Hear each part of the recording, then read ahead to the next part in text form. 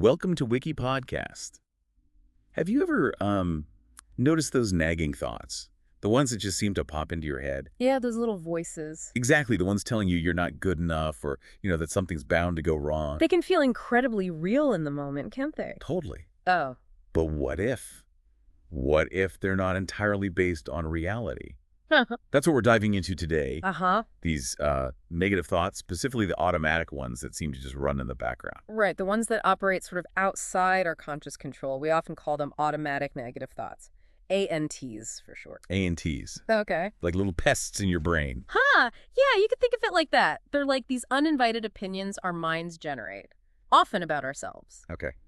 So our mission today really is to get a better grip on these ANTs, understand what they are, how they affect us. And crucially, how we can maybe start noticing them and maybe even managing them. Exactly. How to become aware and maybe start to change their tune a bit.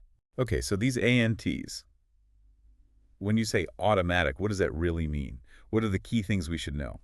Well, fundamentally, they are negative. They tend to focus on the downside, our flaws, potential failures, that sort of thing. Right, the bad stuff. And the automatic part is key. They just arise spontaneously. You don't sit down and decide, okay, time for a negative thought. No, definitely not. They just appear. Yeah, triggered by something or sometimes seemingly out of the blue, and they're often very self-focused about us. So it's the negativity, the randomness, the personal focus.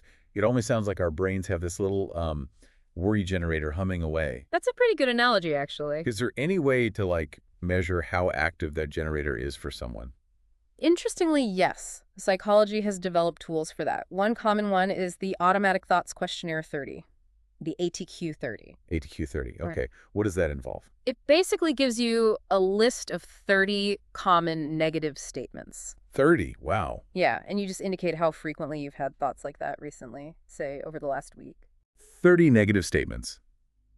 Reading through that list sounds like it could be quite intense, maybe a bit confronting. It can be, yeah, but also really illuminating. Can you give us a taste? Like, what kind of statements are on there? Sure. Things like, I'm worthless, or I've let people down. Ooh, heavy stuff. Yeah. Or maybe I can't get started, or my future is bleak. They really capture that core negative self-talk. Those are really powerful, and I imagine quite relatable for many people, sadly.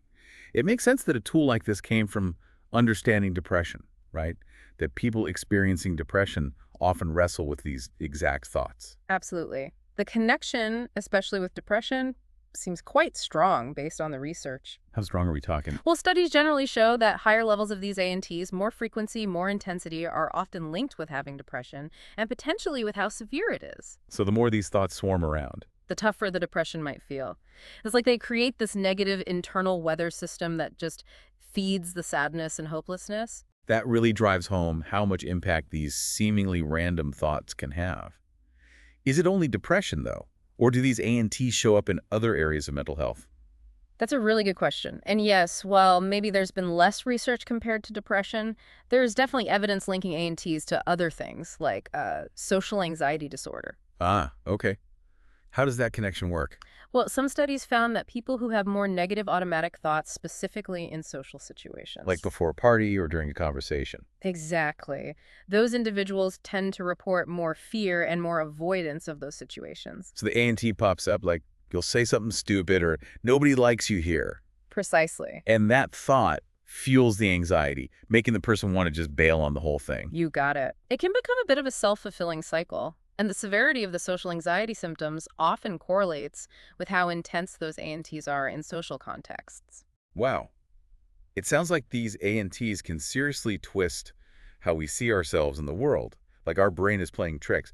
Is there a name for that kind of mental twisting? Yes, definitely. We often call them cognitive distortions. Cognitive distortions. They're basically these, like, unhelpful thinking patterns. Faulty filters, maybe. They warp our perception of reality and feed into the ANTs. Can you give an example? Sure. Thinking, I always mess things up after one mistake.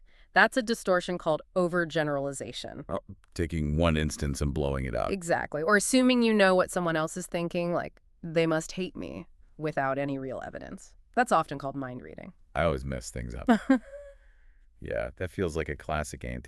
I think a lot of us can probably recognize that one in ourselves sometimes. It's very common. So, okay, these ANTs and the cognitive distortions behind them can clearly have a big impact. What can we actually do about it? Hmm. Are we just stuck with this negative inner chatter? No, absolutely not. That's the hopeful part.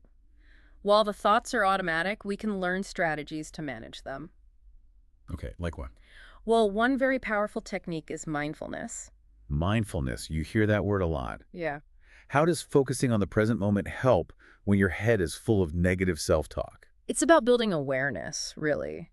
But awareness without judgment. Okay. By deliberately focusing your attention, say, on your breath or sounds around you, you create a bit of space. Space between you and the thought. So you can observe the thought coming. Exactly. Observe it almost like watching a cloud drift by.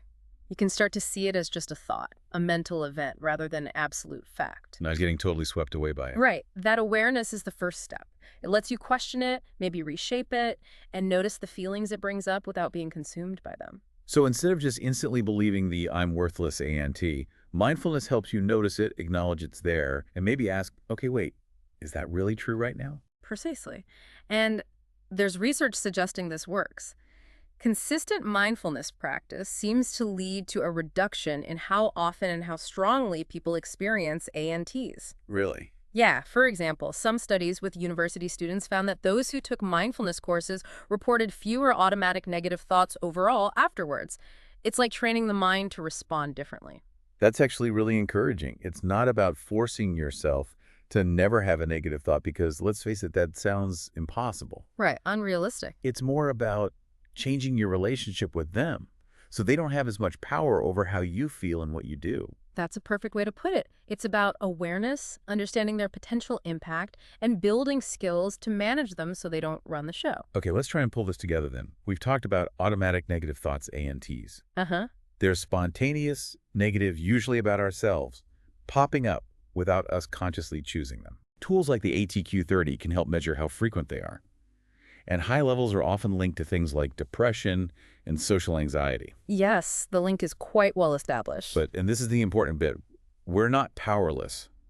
Techniques like mindfulness can help us become aware of these ANTs Recognize the cognitive distortions possibly fueling them.